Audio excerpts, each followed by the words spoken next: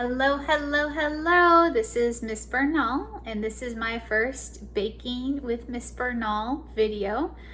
Per your request, we're going to do sugar cookies. All right, so this is a fairly basic recipe. It doesn't have too many ingredients, and hopefully it should be pretty easy for you all to do. I started organizing. It's always good to organize all of your ingredients that you have to have. So we have sugar, we have flour, and I'm going to show you all how to measure out flour.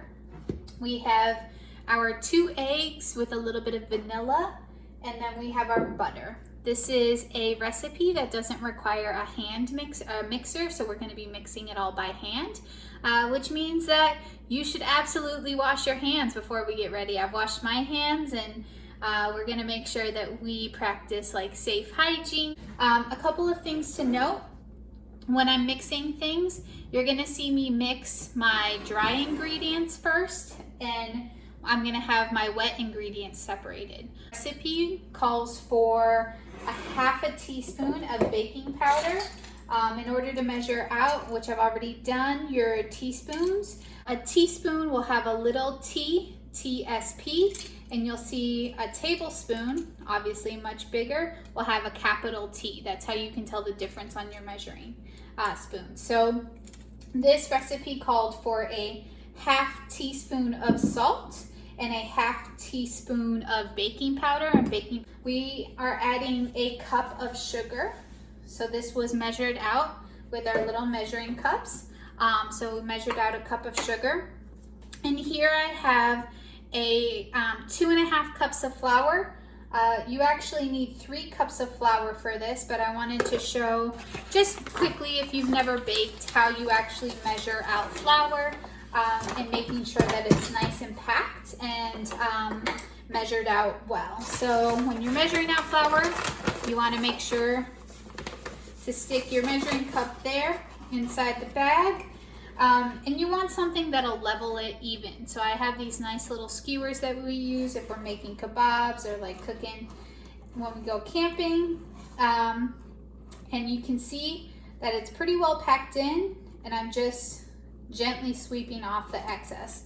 And you want to do that because if you add too much flour to any recipe, it typically gets really dry and crumbly, and then it doesn't actually taste very good. I'm gonna mix my flour with the salt, baking powder, and sugar, just quickly with a little spatula, because I wanna make sure that all of the ingredients get well mixed before I add the butter. So in this recipe, your butter is gonna go first, and then you're going to add the eggs and your vanilla extract, which is mixed together. So when you're mixing in butter, you're going to mix it in by hand. So what that looks like, to make sure that your butter has been softened a little bit in the microwave. I asked my sister about this. She is a professional baker, and so she said if you put it in the microwave for about 5 to 10 seconds, you don't want it melted because you want to make sure it can be mixed in with the dough and it's not too runny. You can do about 5 or 10 seconds until it's soft. You see that it still is solid, but it's easy to play with. So I'm going to start putting it in and mixing it in by hand. And what you want is you want all of the butter to be incorporated. This is 2 cups of butter, so about 2 full sticks of butter. It's a lot of butter, and really this is the major ingredient in sugar cookies. This is sugar, as you can see. So we really want to make sure everything gets incorporated. The dough is going to become a little bit sticky at this point, but just keep messing and playing around with it. I mean, don't throw it at a younger sibling or anything. We're not doing any of that. But you are going to mix and incorporate it. So you should start to see that your dough is kind of forming clumps. You should also want to make sure all your flour and sugar mixture is mixed in with butter. So you can see that I'm manipulating it. You can see that you're going to just keep stirring this in. And you want to make sure, like I said, all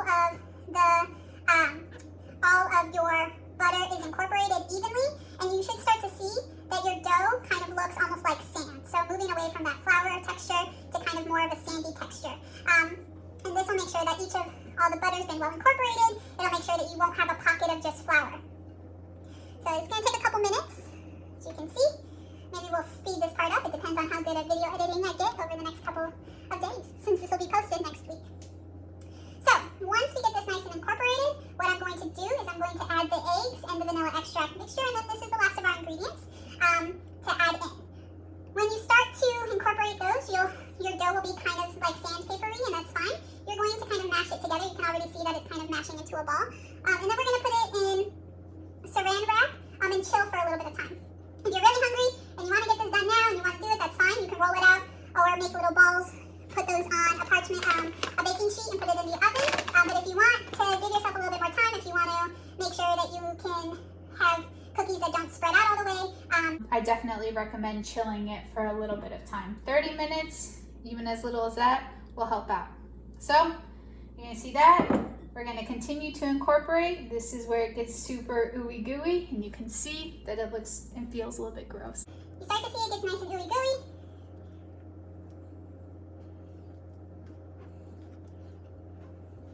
You're just gonna keep folding the dough in your bowl. I definitely recommend a big bowl if you can do it. That way you're not getting flour and sugar all over the place. So, we start to incorporate it. All of the egg and vanilla extract should be incorporated in. And you can mix it. Like I said earlier, this is a no mixer recipe. You can mix it if you have a hand mixer at home. If you're gonna do that, then make sure to mix the butter with the sugar and then add that mixture to your flour. But this is nice because it's super easy to do. You can make it at home and you can make it on a whim. So you can see that we have a nice little ball right now. And then what I'm going to do is I'm going to pull off some saran wrap, put that dough ball in some saran wrap, and then put it in my fridge for about 30 minutes, all right? So I'm going to take my dough ball out of this bowl, and I'm going to it'll be crumbly. It's supposed to be crumbly because we're still going to roll it and shape it and all that good jazz. So I'm just going to take everything in here, stick it on top of one sheet of saran wrap. Then I'm going to take another sheet of saran wrap and just put it on top.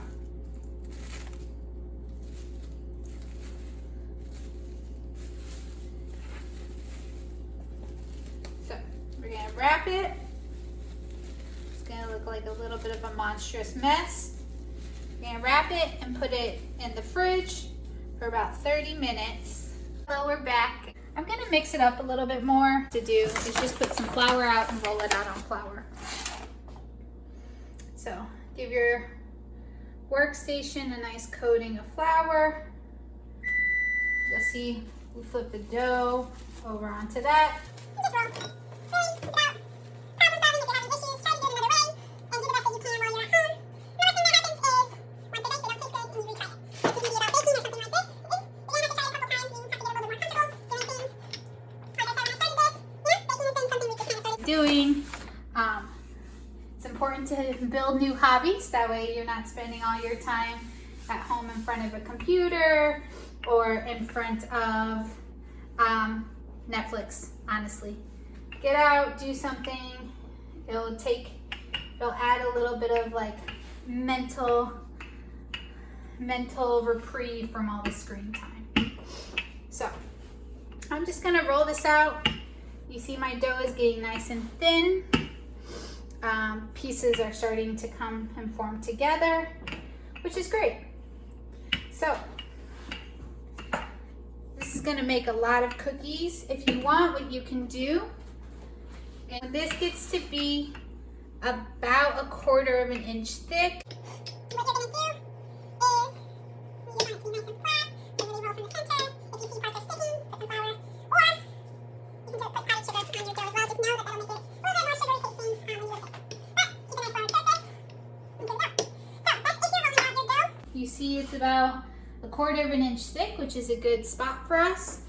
And you have a couple of options. I don't have a lot of cookie cutter. You can use a nice round object, flour it, and starting from the sides, do that and scooch it around, and you have a sugar cookie ready to pop out. Boom. So we'll just go ahead and use that. Move it around, move it around, move it around. Alright, so I'm just going to do this. Rotate through, boom, boom. Alright,